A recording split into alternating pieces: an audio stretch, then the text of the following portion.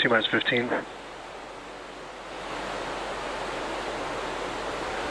10, 9, 8, 7, 6, 5, 4, 3, 2.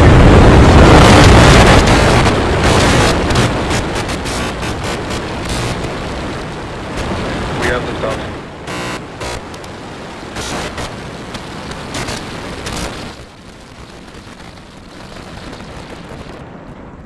Vehicle is pitching downrange.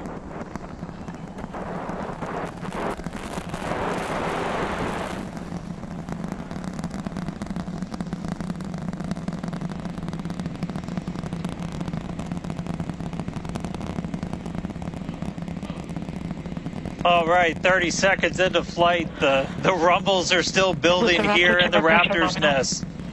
We're seeing 32 out of 33 engines lit on the Super Heavy right now. Coming up shortly is going to be max Q, that maximum aerodynamic pressure as we go uphill on the vehicle.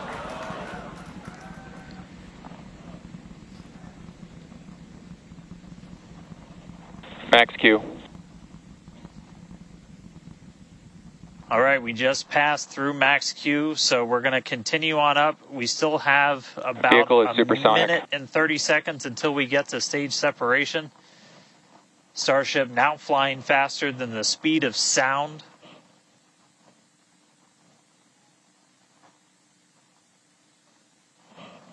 All right, so you got a couple of views. You got some ground trackers in your top camera there. You're looking down from the top of the booster in the bottom left, and then a camera in the top flap of the ship looking back in the bottom right, so getting a couple of different looks as Starship heads uphill. Once we get the hot staging, a lot of things happen all at once simultaneously. We're going to light the engines on the ship, starting with the RVACs first, and then the 3 center sea level engines before we're separated. All of that exhaust gets plumed out the side of the hot stage, and then the ship will separate itself. All but the 3 center engines on the booster are going to shut down, so the booster never stops its thrust while we go through this hot stage maneuver. After that, the booster is going to do its flip, start heading back, and then the ship will be on its own power on its way to space. So that should be coming up in just about 30 seconds from now. As of right now, still looking in like 32 out of 33 Raptors lit on the booster. And we'll start to see those stagger down. They're going to turn off in banks, so you'll see the lights on the bottom left screen of the engines that are active start to turn off in different groups, and you'll see those 3 center ones lit. Booster engine cut off. Ship ignition. Stage separation confirmed. Boost back burn start up. Acquisition signal, Houston.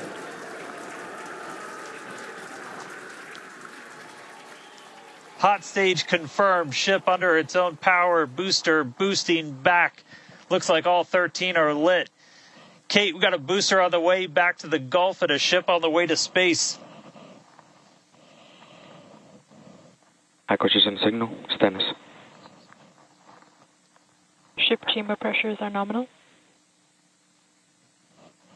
Ship power and telemetry nominal. All right, the first stage currently performing the boost back burn. This is expected to last a little over 1 minute. This propels the booster back toward the coast, taking it to a landing in the waters of the Gulf of Mexico. As you can see on your screen in the bottom left-hand corner, we were only using the 13 center engines from here on. Boost back burn shut down. Heard confirmation there of good boost back burn shutdown. Stage 2 tank pressures are nominal.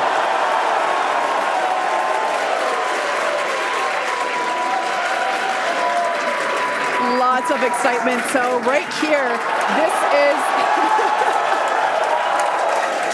this is our view of the jettisoned hot stage. As we mentioned, this is a temporary fix to help reduce the weight of the booster, the Super Heavy booster. Future iterations will have a lighter weight integrated hot stage structure that won't need to be jettisoned.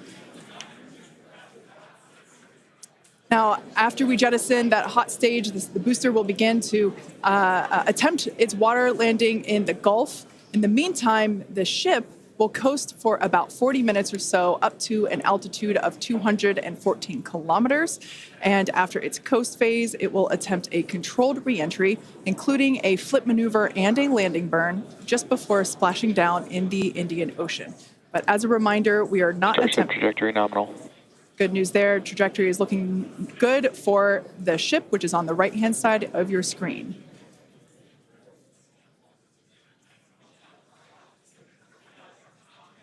At this point in time, as you can see, we have no engines lit on the booster. It is coasting back toward the Gulf of Mexico for a water landing and ship under power of all 6 Raptor engines. There's 3 sea level and 3 vacuum Raptor engines that are lit, as we can see on your screen.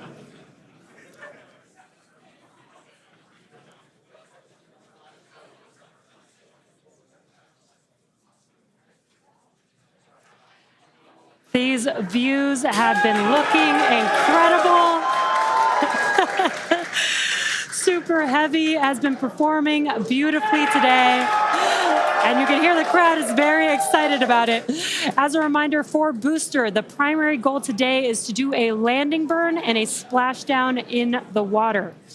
And we are just about 30 seconds away from that landing burn expecting to begin. And an incredible view from the forward portion of the booster. This is basically on top of the Super Heavy booster where we have jettisoned that hot stage. So now we can see this incredible view of Earth as it's making its way back down to the Gulf of Mexico. Right now, the booster is using the 4 hypersonic grid fins to guide itself through atmospheric re-entry. And we are expecting that landing burn here.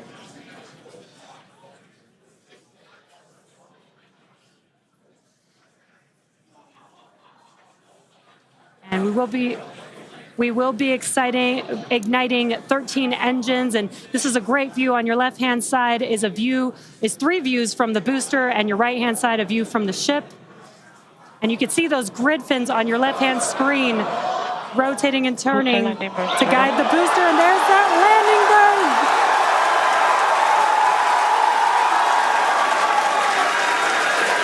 That landing burn just begun, and you can see the water below.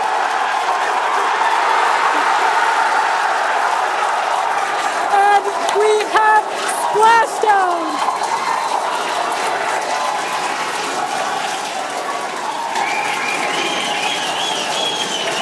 What an incredible sight! Congratulations to the SpaceX team! Ship has entered terminal guidance. That was absolutely incredible. The first successful splashdown of the Super Heavy booster. Loved seeing it just tip over into the water before losing that footage. Now the next milestone is coming up in about under a minute. The ship is going to shut off its Raptor engines, Ship engine cut off. which we see right there. As we mentioned before, today's test flight is not an orbital flight, but rather one that demonstrates the Starship's orbital capability.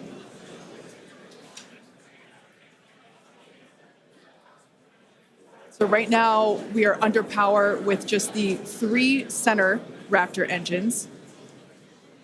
Expecting those, and just there we could see that those have also successfully cut off.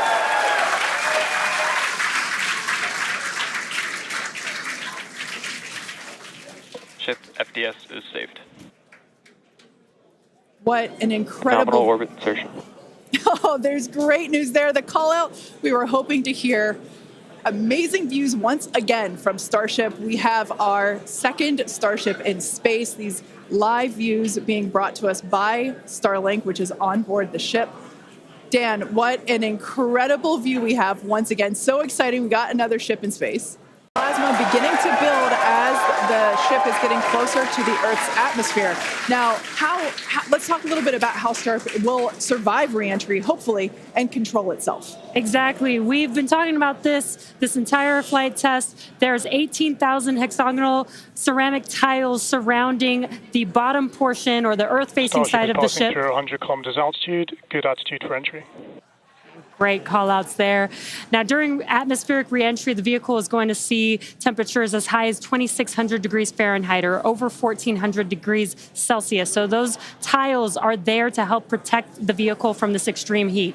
Yeah, and the flaps will help control it. Now, one noticeable difference I see immediately, those flaps are not moving as much as they were on Flight 3. So that is a great sign, right? We had unplanned loss of roll control on Flight 3, so we added some additional thrusters, and we can see that they're working well, and we have a much more stable view. So those flaps, there's 4 of them, 2 at the top and 2 at the bottom. They're made out of stainless steel. And they help steer the ship, which, as we can see, the plasma continuing to build. Now, if the ship survives re-entry, it will have to perform a flip maneuver as well as a landing burn. We saw this demonstrated in a couple of high-altitude flight tests back in like 2020, 2021. Similarly, temperatures increasing on the nose within expected ranges. Great news there. It sounds like the temperatures that we are getting during this point, which again, we usually don't get during spaceflight because of this plasma. We're getting this live. This is a great news. So similarly to, for example, the serial number 10 test that we saw a couple years ago, we're hoping to duplicate that again today. Hopefully we will see it live. And basically the 3 center engines of the ship will reignite and gimbal or point to help flip the ship until those engines are pointing down so that it can land vertically using Raptor's thrust. And as you can see, even from the beginning of the program, we've designed Starship to land on Mars where there are no runways or other humans to help out. We also want rapid reusability, so we're doing... The vehicle is passing through 85 kilometers altitude. The flaps have control of the vehicle. Great news. Flaps have control of the vehicle. That's exactly what we want to hear for this flight test. Yeah. Again, we are going to be doing a propulsive landing instead of a more traditional means like parachutes. And we are expecting re-entry to begin here in just about a minute. Re-entry, an awesome view that we have here. Starship remains on a good entry trajectory. This is the same view that we had when we first returned from the coast phase. Again, this is looking at the side of one of the flaps. It's incredible that literally at the bottom of this picture, we're basically looking through plasma, which is just absolutely mind-blowing. Wild, very wild. Now we are expecting entry to begin here in about 30 seconds or so. Entry to splashdown is expected to last about 6 minutes long. And that flip maneuver should occur around about 10 minutes before splashdown. And such incredible views that we're getting. Approaching peak heating region. Great call outs there. Yeah, these views are absolutely astounding. Nose temperatures continue to rise within expected region.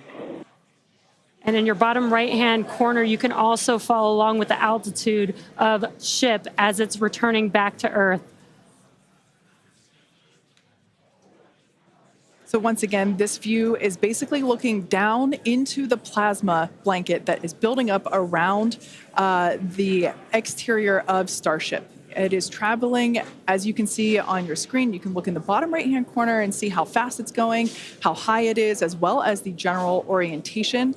Again, we're seeing a lot more stability, a lot more control here on this flight, which is great. It shows that the iterations, the learning... Starship is now in expected peak heating region. All right, great news there, telling us that this is basically the hottest point that Starship should get during its re-entry. Now, the heat shield is working with the atmosphere for some free braking, okay? The atmosphere is helping to slow the Starship down. Yeah, exactly. We're not using any engines or thrust to slow the vehicle down. Exactly what Kate mentioned. We're just using the atmosphere and those heat shield tiles protecting the vehicle as it's coming through that high heat temperature. Yeah. Now, this is another one of those moments that we have been waiting for. right now the ship is currently re-entering the Earth's atmosphere, and by all looks and all call-outs that we're hearing on the net, it is doing pretty well. Now, we do not plan to recover the spacecraft today, but rapid and reliable reusability is the ultimate goal.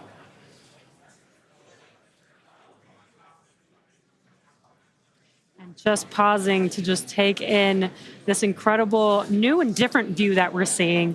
We did get a similar view in Flight 3, but again, the vehicle did lose a little bit of its control, attitude control, and this is a very stable view. This is great. This is exactly what we want, and we are hearing that we're getting expected call-outs. Mm-hmm. Absolutely. Starship is seeing half a G of acceleration, remains on a good entry trajectory.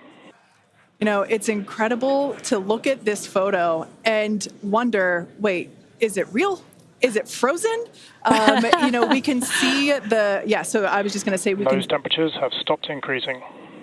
Oh, that is great news. The temperature is no longer building. But I was saying, like, we have a little bit of indication there. We can see that streaking that occurs and tells us that this is indeed a true view. So once again, we are looking basically through the plasma that is building up around the exterior of the ship. And I still cannot get over that we are getting a live view of re-entry right now, live on your screen. Again, we've said this over and over, but all thanks to Starlink. We are able to use Starlink in space, which we're getting this incredible data. And not only just the data from the sensors, but getting live imagery of what is actually happening, which is great, which we've never been able to do live before. Right. Now, just a quick future outlook here. So in about, let's see, at T plus about 1 hour and 2 minutes, we should hear a call out for entry transonic. That means that the ship is going near the speed of sound. And then about a minute after that, we'll hear another call out saying entry subsonic, meaning that the ship is going below the speed of sound. So these are all continued indications that the atmosphere, right, as the ship comes back down, it is getting through the more dense part of the atmosphere, and that atmosphere is helping to push against the vehicle, and those heat shields are protecting the vehicle during this high heat period.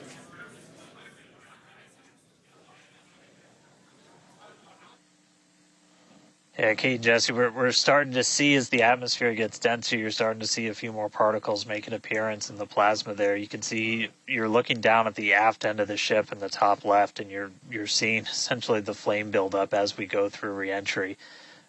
You've been hearing the call-outs. They're tracking things like temperatures in the nose cone, and those were right where we modeled them to be, which is really cool to see and to see in real time.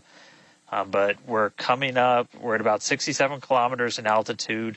Our last signal with the ship on Flight 3 was at 65, so we should be making it past that point shortly. Obviously, as you guys pointed out, we're in a much better control this time as we re-entered in the right attitude, and our flaps have been steering the way so far. Once we get through transonic, that's when you've got essentially for Raptor landing bird. Different areas around the vehicle where the air is either moving faster or slower than the speed of sound. We'll eventually get to subsonic, which we have some experience with. We did in our suborbital campaign. Start of Raptor chill. And Starship will eventually get down to its terminal velocity as it's floating down to the water. That's just about 200 miles an hour or so. We are hearing that we're starting to chill some of the engines as we are, if we make it all the way down to the water, still going to attempt a landing burn, but still a ways to go. We're at about 64 kilometers in altitude right now. We made it through what's expected to be the peak heating, but now we're going to start encountering increased pressures as the atmosphere gets thicker and thicker. So we're at 63 kilometers, so we've already made it farther than we did on our last flight when that last signal was coming at 65 kilometers.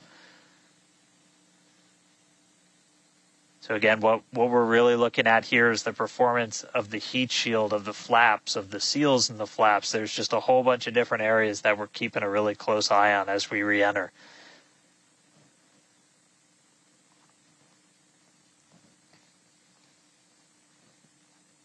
Starship remains on a good entry trajectory. And looking like we're still on a good trajectory. If you're seeing little camera moves, that's the flap moving as it continues to maintain the attitude of the vehicle as it re-enters. And I mean, not just camera views, but we've got sensors inside the ship. We've got those sensors down at the very aft end of the vehicle where we pointed out we had some intentionally missing tiles, where we've got some sensors looking at just how hot it's getting around there. We intentionally put those in essentially the least critical part of the heat shield, where if you had any kind of a breach, it wouldn't be great for reusability, but wouldn't be critical for actual making it through the reentry into the landing.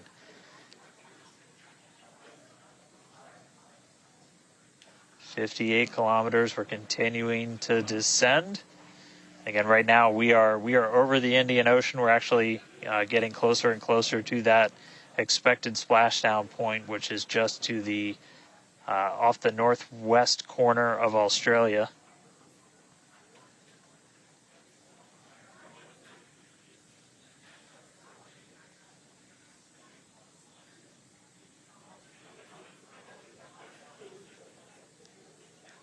And if you keep an eye on our speed, the speed is dropping. We're hitting the thicker part of the atmosphere now. The speed's going to start dropping precipitously. We're going to start getting to transonic pretty soon, and then after that we'll get into subsonic, where we're moving less than the speed of sound. But wow, what a light show so far!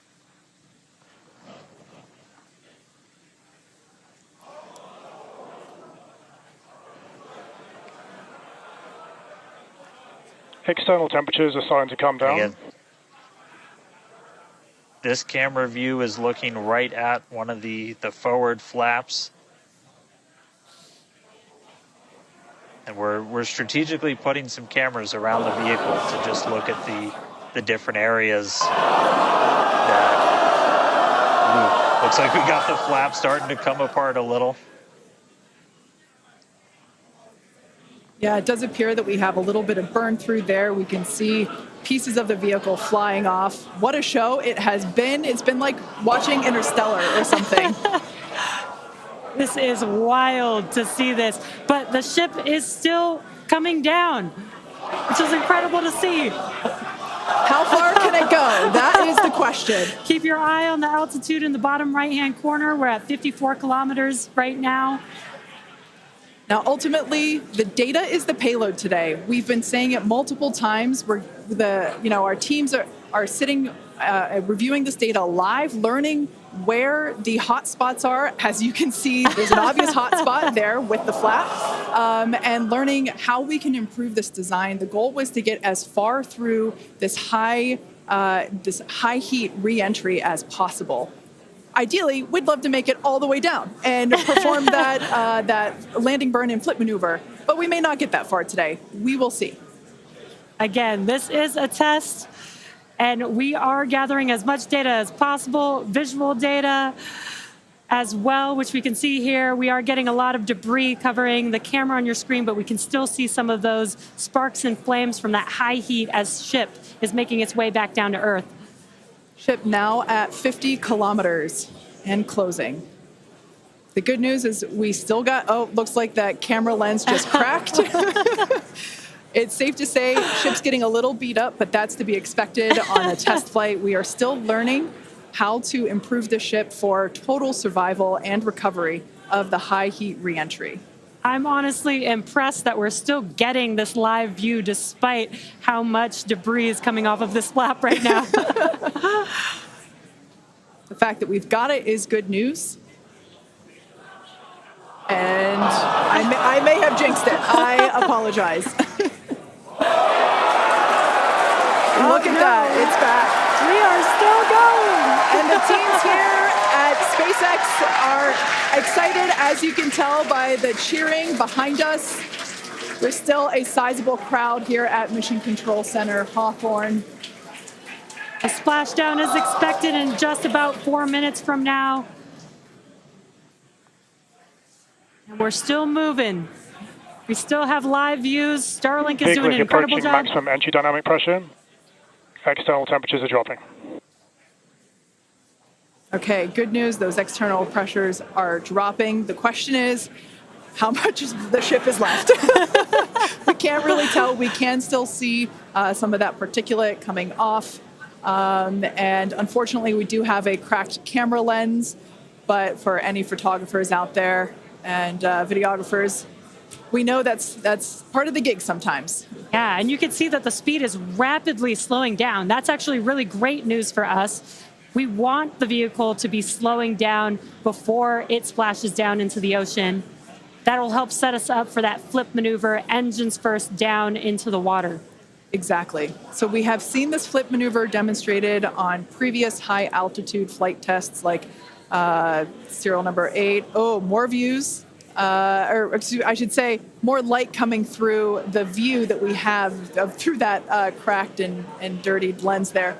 But yeah, so we're hoping that this flip maneuver, that we can pull it off as soon as we get those views back. If we can get them, if the ship is still around, we will bring it back to you. Vehicle has passed maximum dynamic pressure. That is great news. Maximum dynamic pressure being the moment in which the vehicle experiences the greatest amount of aerodynamic pressure. Speed still dropping. We're now at 37 kilometers above the ocean. Just like Flight 3, we are targeting a splashdown in the water in the Indian Ocean. And we don't have a live view right now, but because we're still getting data and telemetry, that does tell us that ship is still doing okay, at least. And there we got that live view back. The crowd very excited to see that view, despite not being able to see very much. The fact that it's there tells us the ship is still alive. Yes, and collecting data, continuing to collect data as we get closer and closer to Earth.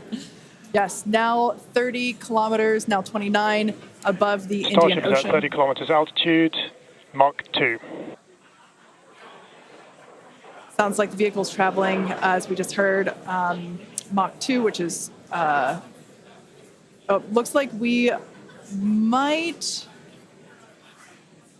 I thought maybe it might clear up. It is a little bit, now at T plus 1 hour, 3 minutes and 13 seconds into Starship Flight 4, hoping that the ship can hang on. It's probably potentially hanging on by a couple of bolts and threads, but it's still going, and that is excellent news. That deceleration is looking incredible. We're about to go under 1,000 kilometers per hour. Yeah. Starship is at 20 kilometers altitude. Now, keep in mind that even though we can't see anything, the data itself is what we really are. Starship is subsonic. Subsonic, they're telling us it's traveling below the speed of sound.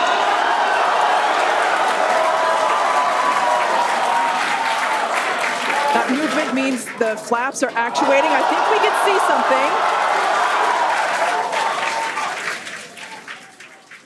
This is a nail biter.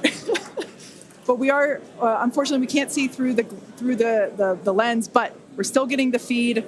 Starship is now 11 kilometers over the ocean. All this data is incredibly important, even if, it breaks up right now. Okay, we can see that flap actuating through the glass.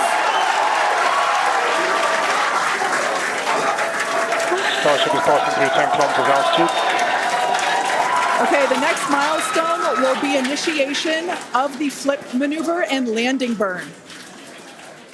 Keep an eye on the bottom right corner of your screen for those 3 center engines to relight. They will gimbal or angle so that the ship flips itself back up vertical and hopefully lands in a vertical position. And the crowd is very excited to get this view of that flap still maneuvering. Starship is passing through 5 kilometers altitude.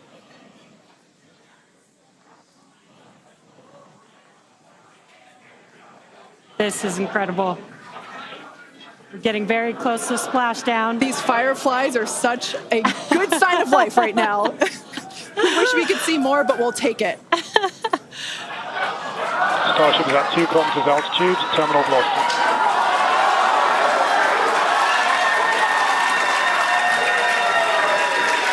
Landing burn startup for Starship. All right, good news there.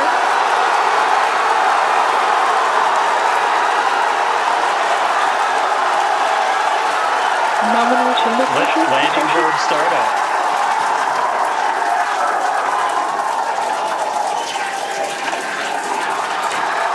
Starship is in landing burn. Landing burn shutdown. The landing burn shutdown was commanded.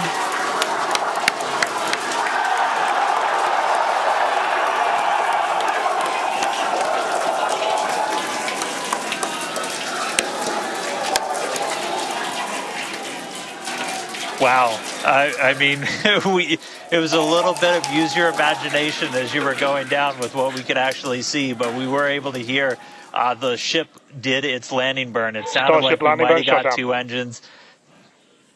And there's the final call for landing burn shutdown, but we'll go back through all the data, but we did get confirmation that a landing burn took place. Starship made it through re-entry and did its first ever landing burn. From South Texas to the other side of the Earth, Starship is in the water.